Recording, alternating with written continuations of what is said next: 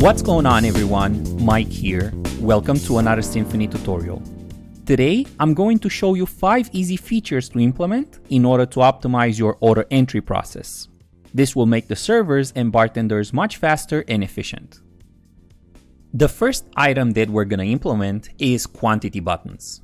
To do that, we're going to go to the configuration tab and open page design. I'm going to go ahead and open my transactions page. And I want to add an area on the screen where I can add all of my numeric buttons. There is an area here between the check detail area and my menu items that will work great, and I can add it here right on this edge. To do that, I'm going to go to the configuration screen and enable this right of content detail area. I'm going to check the box, and you can see we have this little rectangle here between the check detail and the menu items. And for the width, what I found that works best is a 75. So I'm going to change that and then go ahead and save. After I save my changes, I'm just going to go back to the edit tab and I'm going to change my aspect ratio to 16:9 in order to match my widescreen workstations. And now you can see I have this little tab here where I'm going to add all of my buttons. But it only has 5 places. So what I can do is I can actually change that grid size by right-clicking on it and then go into change size. And what I'm going to add is a 13:1 since I'm going to need 13 buttons here, and then just click OK. So now that I have all of my buttons, the first one at the top, what I want to have is an entry area. So that entry area will actually show the button that they just pressed so they know what they're typing in there. So first I'm going to select this area, then I'm going to go to Other, and in this drop down I'm going to select Entry Area. So once I click that, I got this little rectangle, which I'm going to make slightly smaller, just so it's one of these little squares. It's going to take up just one button space. Another thing that I'm going to change with it is, you see it's very tiny, so it's kind of hard to read. I'm going to change this font size of 10 and I'm going to try maybe an 18. So 18 is pretty good. I can probably make it even bigger, maybe a 25. Yeah, 25 would look nice. Since we're only expecting single or double digits here, it doesn't matter that the number will not fit. We're not going to enter 1,000 here. And now that we have our entry area, the next thing I'm going to do is add all of my buttons 1 through 9. So I can right click on here and click add button. And also make this rectangle smaller so it takes up one space. For the style, I'm going to go to a standard style. So that's just going to be a nice white button. And then here, I'm going to select it. I'm going to change it from a function to an alphanumeric. So that's going to give us all the numbers that we need. And in the text field, I'm just going to enter 1. And now I can click Generate Legend. So the text will indicate what this button will do, and the legend will indicate what it's displayed on the button. So the servers and bartenders, they know what to push. Also, I can see that this digit is kind of small. So I can go to the Advanced tab, enable the font size section, and I can make this one maybe an 18. Yeah, that would be a nice size. And then I can go back to the general area and then just save my progress. So now I have one of my buttons. What I can do is right click on it and copy it, and then I can right click again and paste it. And the reason why I'm using this copy paste technique is so I don't have to change the style and the size and everything else all the time. All I have to do now is just replace this text with the number 2 and click Generate Legend. So now that I have 2 buttons, I can select both of them, right click and copy, and just right click and paste. So that's going to give me my 3 and 4. So I'm going to select the first one, change it to 3, Generate Legend, and then select the second one, change it to 4, and Generate Legend. So now I have 1, 2, 3, 4. I'm going to continue using this copy paste technique, and then I'm going to fill in all the numbers and be right back.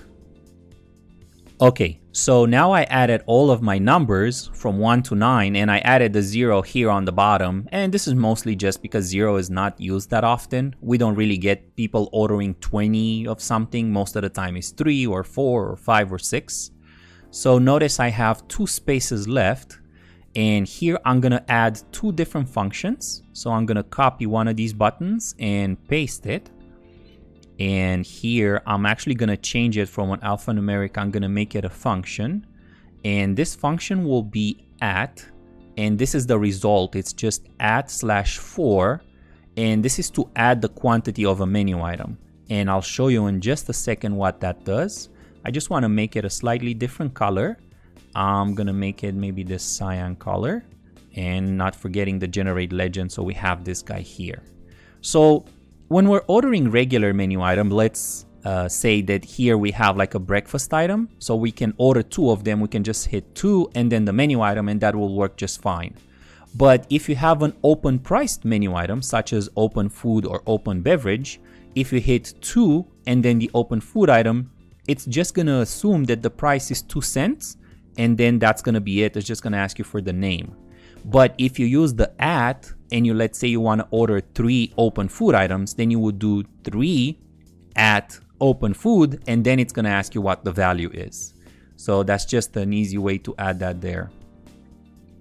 And the last function that I want to add here in the last little spot is going to be a clear function. So I'm going to click my little arrow here to change the function. I'm going to use the name search, and I'm just going to type in clear. So we have this clear/no function. I'm just going to click OK. I'm going to click generate legend. It's kind of big, so what I'm going to do is just leave the clear. All right, so that looks nice. And I'm going to make it some kind of red, maybe this crimson color. That looks fine. And then now they have the ability to type in the button. They can see what number they typed in. And if they made a mistake, they can just hit clear. And then that's going to erase out of there. So I'm going to go ahead and save. And this is going to be our numeric entry. And because I put them here on the left, it's going to be so fast and easy. They can do 4 and then menu item 3 and then menu item is just like that. Super, super quick. Now, let's say you don't have enough space to add this content area, or maybe it's filled with something else, but you still want to use the numeric buttons. What we can use is a numeric keyboard instead. So we have this pop-up numeric keyboard that only takes up 1 button space, and I'm going to show you how to add that next. I'm going to choose to add it here on the bottom. So right now I have all of my spaces full, so I can right click, go to change size. So I have 1 row and 9 columns, so I need to make that 10 columns in order to make a spot available. I'm going to click OK. So now we have this little spot here at the end. So what I'm going to do is I'm going to select all of these and kind of shuffle them around. You can select multiple buttons at the same time, and if you hold the control key on your keyboard, it will let you move all of them at the same time. And then I can go to this split check key and I can copy it. And I just like using this copy paste technique because I don't have to mess around with the size and everything else. And all I have to do is maybe change the color. Maybe this cyan color would look nice. And of course I have to change the function. So I'm going to go back to my arrow here and I'm going to type in key. And I have an alphanumeric keyboard, which is a full keyboard. I don't want that. I'm going to choose a numeric keyboard. So I'm going to select that function and click OK. Then I can actually rename this. I can probably rename it keyboard, but maybe keypad will be a little bit more self-explanatory, that we only have the numeric keys. So when we're going to press this, then a keypad will appear and they can enter that. So I'm going to go ahead and save these changes. And let's go to a workstation and see how everything looks in functions. All right, so here we are at one of our workstations, and as always, I'm gonna click a quick update database, and that was pretty quick, but the first one I did took actually quite a while, and that's something you should be mindful of. When you make changes during open hours, the update database will just kind of sit there and interrupt the servers and bartenders. So usually if I make page design changes, I try to stay away from doing them while the restaurant is open, and especially if it's busy. So next, I'm going to go ahead and sign in, and I'm going to begin a fast transaction. So now we have these keys to the side here, and we also have our keypad item.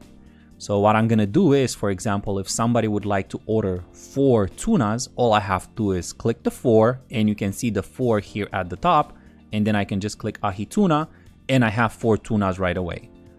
The alternative would be to go tuna, tuna, tuna, tuna, and then that just fills up the check and it just doesn't look as clean or as fast as it should be. So I'm gonna take these off. And the last one. And let's say that somebody wanted to order 4 tunas, but they ordered 5 by mistake. That's where our little clear key enters. So we have the 5 here. I can just hit clear and then I can just change it back to 4. And that's pretty much how the keypad here on the side works. Now let's take a look at our pop-up keypad. If I click it, then you have all of this pop-up here. So I can enter 4 and then I can hit close and then I can hit tuna. And you see the same thing happen. I got 4 tunas. Whilst it's not as fast as hitting the 4 key and then the tuna, if you don't have enough space to enter a full keypad, then this would probably be the next best thing. So here we are back in EMC, and I'm going to show you how to implement the next 2 features. And those are going to be features that are going to help us reorder menu items that are already present on the check. So I want to add these 2 features here on the bottom. So again, I'm going to change the size of this one from 10 to 12. So I'm going to change it to 12 and then hit OK. And now I have all of these 2 items. So I'm going to shuffle these buttons to the right. So again, by holding Control, I can move all of them at the same time. And I can copy this keypad and I can hit copy and then probably paste it once and then twice. So now I have 2 other ones. So these I'm gonna make them a different color again. So I'm gonna choose this olive color. And then for the second one, I'm gonna choose this yellow. Why not? So for these are gonna be 2 different functions. So I'm gonna click my little arrow again. And the first function then I'm gonna enter is reorder. So we have this function here called touch reorder. So that's the one that we're gonna enter. I'm gonna click OK, use the generate legend again, and then I'm gonna take off the touch. So it's just gonna be named reorder. And then the second function that I'm gonna enter is gonna be repeat. So we have this repeat around function. And again, I'm just using my search filter here so I don't have to go through all of these items. I love using the search feature. And I'm gonna select the repeat round and then click OK. And I'm gonna go generate legend. And just like that, we have our 2 awesome buttons here. So I'm gonna save and let's go back to the workstation and see what happened. Okay, here we are back at the workstation. I'm gonna click a quick update, then go ahead and sign in. Begin a fast transaction, and I'm gonna go to my drink section here. So what I'm gonna order is a Diet Coke. Then I'm gonna go to my cocktails and I'm gonna order a Bellini, and then I'm gonna go to my wines and I'm gonna go glass of white wine, and I'm gonna order a glass of white wine and a glass of red wine. So now we have this order here and I'm gonna go ahead and send it. So imagine this being a party of 4 people. And they got around the drinks, they're just kind of sitting there chilling, and they come back and they say, hey, can we have another round? So this is where the repeat round button comes in, especially for bartenders or where you have like a beach bar or places that serve a lot of drinks. You can just click repeat round and lo and behold, you have all of the drinks there. They can go ahead and just send them right away. So that is a super quick and easy way to repeat the round of everything that they order. But let's say that they only want 3 of the drinks or even just 2. So let's say that 2 of the folks don't want to have these drinks and they just want 2 more glasses of wine. And that's where we have our touch reorder function here. So when we do that, we get this little check pop-up where we can actually select the items that we want to repeat. So we're just selecting the 2 glasses of wine and then we click reorder. So that way we have the 2 items here, but we don't repeat all of them exactly the way they were. So the reorder and repeat round buttons are very, very useful in many different scenarios. So the 5th feature that I'm gonna show you how to implement is a feature called send and stay. So if we go through a regular order entry process, the server will sign in, begin the transaction, and let's say they have a drinks order. So they wanna enter a Coke, and then they want to send this Coke so the bartender has time to make it before they enter the food order. So once I hit send, you see I got kicked out all the way here, and I have to re-sign in, reopen the check. I can see that this drink was sent, and now I can go ahead and enter my appetizer and then go ahead and enter my main course here. So then I have to hit send again, and I got kicked out of the screen. So there's a much better and easier way to do it, and I'm going to show you how to implement it. So we're back in EMC to implement the send and stay function. So the first thing we need to add is the tender media itself. So here on the configuration tab, we can go ahead and click tender media. And what we want to look for is the send key. So as soon as this opens, I'm going to go through here. So this, I have my cash, my credit cards, and here it is. I have my send key here. So I'm going to add another key, but I'm going to use the send as a template. So I selected it by clicking this rectangle at the end here, and I'm going to click insert, and then it can go right after it to position 602. And I'm going to check the box to use a template. And for the name, I'm going to name it send and stay, just like that, and then click OK. So now I have an exact copy of the send key, but I have to make a slight change to it. So I'm going to click the rectangle at the end here to open the details. And here I'm going to go to the options tab. And then in ops behavior, there's this checkbox in position number 95 that says send order. So if I right click on it, what this does is it allows us to send the order without actually closing the check. So that's the only thing that you have to make it different from the send, is just check box number 95 and then go ahead and save. So now that we added the tender media, all we have to do is place it on the screen. So I'm going to go back into page design and wait for this to open. I'm going to open my transactions page. I'm going to change my aspect back to 16:9, and I'm going to change this again. Right click. I'm going to change it to 12 to make sure I have an extra spot, and I'm going to move my send order. So I can actually copy this key and paste it in this empty spot. So I got the key now, and I'm going to change the color slightly, maybe this little green. So now I have like 3 different shades of green, and now this is the same as the regular one. So I have to change this from a send to the one we just created. So this is linked to tender media send and stay. So now I can click OK. I can click generate legend. So now we have a regular send, and then we have the send and stay. So let me save this, and let's go to the workstation and see how this one operates. So we're back at the workstation. I'm just gonna click a quick update to make sure my changes are coming down. So I'm gonna sign in and follow the same scenario I followed the first time. So I'm gonna go ahead and enter my drink here. I'm gonna go Coke, and then I can click send and stay. So as you can see, I got my little arrow here, which means this already got sent to the bar. And when it's just a Coke, it's not really a big deal. But if you have like a whole list of drink, imagine you have like a whole bunch of different martinis, all different, you would want to send them to the bar because the bartender will take a while to make them. And then I can go and enter my food. So as I'm entering my food, especially for larger tables, this is going to be very useful. I can just send my drinks, then go ahead and enter my appetizer, send this one to the kitchen. So now the appetizer is there. They see it as an individual ticket. And then I'm going to go to my entree, and then I'm going to order my beef sliders, and then I can just hit send and the whole order is ready. In that particular situation where I had just one person and one menu item each, it's not going to save a whole lot of time, although it is much faster and less annoying than they have to swipe their card or enter their number again. But if you have a large table, imagine a table of 8 or 10 where they all have like a whole bunch of drinks. You just have to enter the drink, send, enter the appetizer, send, enter the entrees and send. The send and stay can save a lot of times, and the employees really love that function. I want to give a huge shout out to Hoku Web for suggesting this topic. If you have any topics that you would like to see featured in a future video, or you have any questions about anything that we discussed today, please leave them in the comments below. I read and respond to all of them.